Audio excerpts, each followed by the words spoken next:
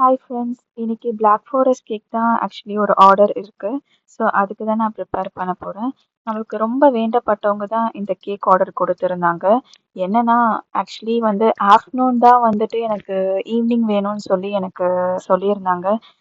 எனக்கு வந்துட்டு கொஞ்சம் ரொம்ப டைம் ரொம்ப கம்மியாக இருந்தனால நான் ரொம்ப ஸ்பீடாக பண்ணிட்டு இருந்தேன். பிகாஸ் நான் வந்துட்டு எதுவுமே ஆல்ரெடி ப்ரிப்பேர் பண்ணி வச்ச கேக் அண்ட் ஐசிங் பண்ணி வச்சதெல்லாம் வந்து வெறும் டெக்கரேஷன் மட்டும் பண்ணி அப்படி நான் சென்ட் பண்ண மாட்டேன்.